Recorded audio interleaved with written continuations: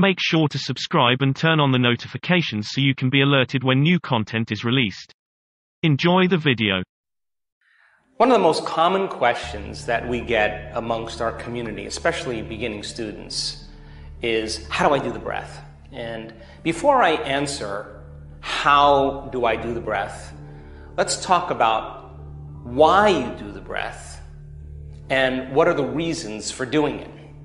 So the purpose of the breath is to pull the mind out of the body, to take all of the energy that exists in our first three centers, the energy that we use to create a life, or that sexual energy, all the energy that we use to digest the meal, all the energy that we use to overcome some threat or challenge in our environment, all that energy that's resting in our first three centers, and draw that energy back up into the brain. Now, think about this. Most people's consciousness, most people's energy, most people's thoughts and feelings are continuously sending energy in the form of thought. Now remember, every thought has a frequency, every thought has an energy, every thought is carried on an energy, information is carried on a frequency, that every thought you think is producing an energetic field. So most people's thoughts are connected to their first three centers, and the first three centers are the centers of survival. So whether you're thinking thoughts about your sexual identity or sexual fantasies, whether you're thinking thoughts that have to do with pain and suffering, guilt and shame and unworthiness, whether you've been thinking thoughts of anger, aggression, judgment, fear, hatred, anger, frustration, those thoughts produce certain chemicals in the brain called neuropeptides. Those chemicals then begin to signal different hormonal centers, and those centers fill with energy. Just like when you have a sexual thought, all of a sudden, if you're having a sexual fantasy, certain neuropeptides are released to signal your first center, and all of a sudden you get energy moving into that center. And now, once energy is in that center, you're emitting information out from that center into the field. So, but if people are thinking certain thoughts, whether it's sexual thoughts or thoughts that are related to suffering or pain or guilt or shame, or thoughts that are related to frustration or anger or aggression, those thoughts then produce certain chemicals that begin to signal certain hormonal centers for you to feel a certain way. Once you feel that feeling, and now you're feeling angry or suffering or sexual or whatever, the very feeling that you're feeling is going to influence more of the same thoughts, which will produce the same chemicals. And all of a sudden, people get caught in these loops that become their state of being. In other words, they're taking thought in the form of an emotion and storing it as energy in these first three centers. So the majority of our energy is sitting in our first three centers, and very little in the centers that are above the first three centers. So then the repetition of this cycle over time is conditioning the body to become the mind of that emotion. So we have all this creative energy stored in our first three centers, and 95% of who we are becomes a set of subconscious emotional reactions, behaviors, habits, hardwired programs in which the body has been conditioned to become the mind. So then when we live by these centers in our daily life, these first three centers of survival are energy consumers. In other words, when there is a sexual release, when you are consuming and breaking food down into energy, when you're running from a predator or you're facing a threatening or challenging situation in your life, you're drawing from this invisible field of energy, and you're turning that life force into chemistry, and all of a sudden you're diminishing the field around your body. What's the relevance of that? Well, it makes sense. Now you're becoming more matter and less energy, more particle and less wave, and the very chemicals cause us to feel separation or disconnected from the field called the quantum field. So then your body is a magnet. You have a north pole called the head and the south pole called the base of your spine. And in most organisms, the research has shown that the positive charge being at the head and the negative charge being at the tail is just like a magnet, And a magnet has an invisible electromagnetic field that runs around it. You can't see it, but literally, metal shavings that are placed in that field will organize themselves into that field. So then, if you're drawing from this invisible field and turning it into chemistry, and you're diminishing that field around your body, and the cycle of thinking and feeling is consuming energy, and you're taking this thought in the form of energy and storing it emotionally in your body, then it makes sense then you're taking this energy and storing it in the body. Number one, you're diminishing the polarity between your head and tail, and you're diminishing the field around your body. So now, instead of being a magnet like the body should be, it's like a piece of metal that's no longer a magnet. It's inert and it has no charge. So then, how do we begin to pull the mind out of the body and liberate that creative energy back into the field? And the breath is the way we do that.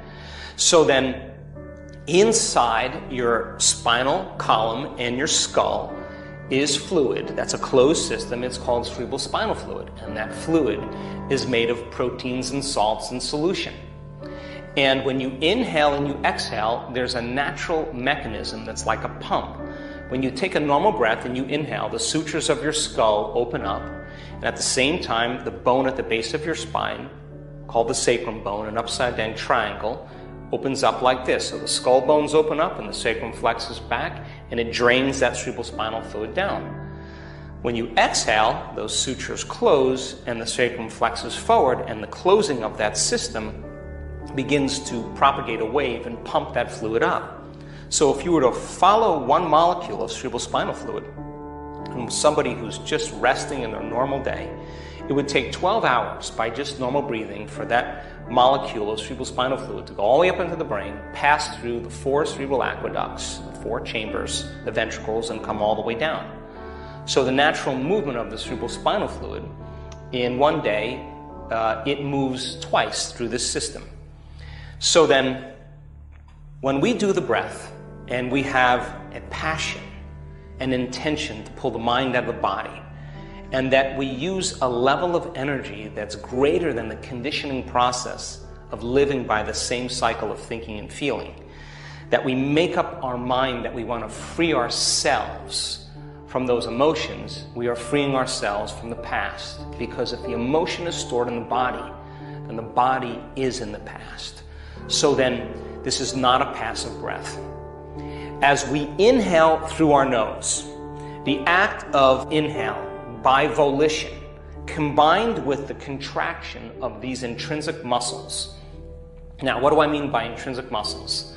Let's talk about the muscles that are related to these first 3 centers.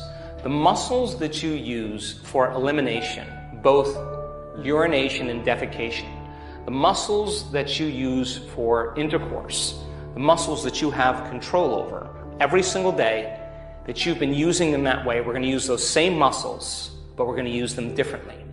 So then, you have a lot of creative energy in the first center, enough energy to make a baby, but we're not going to release this energy out. We're going to coax it up into the brain. So as you sit up straight and open up this channel to the brain, in one slow, steady breath, as you inhale, you're going to lift those muscles, perineum, front and back, up at the same time. So as you inhale now, you're pulling that energy and contracting these muscles, and you're locking that first center down, and you're squeezing, and you're milking this energy out of there. So it goes first center, then you follow your breath into the second center, and as you follow your breath into the second center, now you lock this one down. And the way you lock it down is you pull in your belly button close to your spine. You pull it in. So then inhale, first center, then you pull in the second center. You're still following your breath slowly and steadily. And then you pull it up into your upper abdomen, and you're locking down this center here. Now you're squeezing all 3 of these lower centers, and when you squeeze these muscles, you begin to push that cerebral spinal fluid up.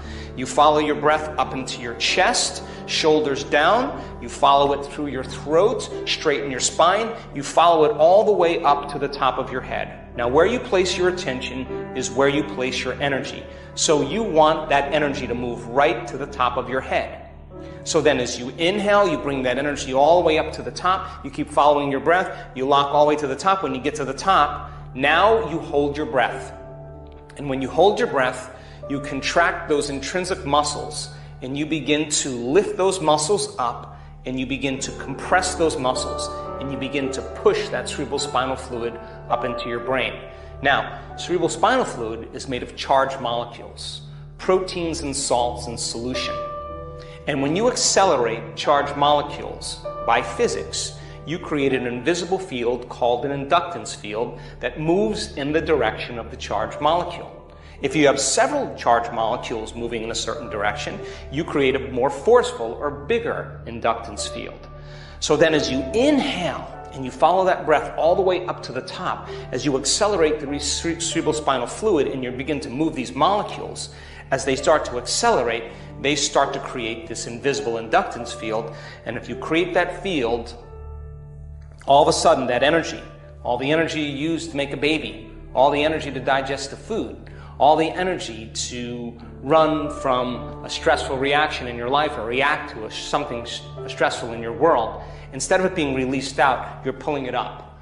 And as you begin to move this energy, there comes a moment where the energy all of a sudden releases back up into the brain. And when it releases back up into the brain, you switch on that system called the sympathetic nervous system. Now, most of the time when the sympathetic nervous system switches on, you're usually either having an orgasm or you're reacting to some threat in your outer world. But now, the arousal that's taking place when the sympathetic nervous system switches on is going to ejaculate that energy. The sympathetic nervous system is going to drive that energy right up into the brain. And when it reaches this gate right at your brainstem called the thalamic gate, all of a sudden that gate opens up and that energy travels right into each individual thalamus, one on each side, that signals higher centers in the brain, and the brain goes into gamma brainwave patterns. There's a high arousal, and now you are super conscious or super aware. In other words, energy is going back from where it came from, back into the brain, and energy is being delivered back to the brain, and you will experience a euphoria, a bliss, a lightness. For some, it'll be very severe. Others, it'll be very minor, but the act of doing it all of a sudden is going to coax that energy back into the brain. Now, once the brain moves into gamma, all at the same time this is all happening, that energy begins to hit the pineal gland, right between the back of your throat and the back of your head. Once that energy hits the pineal gland, all of a sudden the pineal gland then begins to upgrade melatonin. All of a sudden it begins to make sister molecules, derivatives, metabolites of melatonin that fit into the same receptor sites as serotonin and melatonin, but now they're carrying a very different message. Now you're making very powerful antioxidants. Now melatonin is already an antioxidant, but now you're making a very profoundly powerful antioxidant. You're producing a chemical in the brain called the benzodiazepine. Now melatonin already relaxes us, but now you're going to create a Valium-like substance that is going to sedate the survival centers in your brain, and you're going to be able to relax fully into the present moment. No more living in survival. The chemicals then that mutate or transmute into the same chemicals found in hibernating animals begin to produce a loss of sex drive, a loss of interest in appetite. It begins to turn off your preoccupation with the outer world. The first three centers shut off. Now the body goes into stasis. We lose our drives. That's important if the body has been conditioned to be the mind. It makes chemicals that cause a very profound electrical charge in the brain, high amplitudes of energy. The same type of chemicals that an electric eel produces. Now, the nervous system is amplified. It's drawing, it's creating more energy. And then it produces a very profound chemical that causes profound mystical moments. In other words, melatonin already helps us to dream, but now you are going to be lucid dreaming. And when this system switches on, this latent system switches on, all of a sudden now, the thinking neocortex, the analytical mind, is going to be anesthetized. It's going to be sedated. So then, why do I ask you to inhale and hold your breath? Now, this isn't inhaling and turning purple and pushing. If you're doing that, you're doing it wrong. It's a slow, steady breath, and you follow that breath all the way to the top, either to the top of your head, or you put your awareness on where that pineal gland is between the back of your throat and the back of your head. Now, when you inhale, that inhalation is very slow and very steady. It's not a big inhalation and pushing. It's a slow, steady breath, and you're contracting these muscles and coordinating it. You're following your breath all the way to the top of your head, and when you get to the top of your head, I'm going to ask you to inhale a little bit more, and as you pull up, you're going to lock these muscles down even further, and you're lifting them up.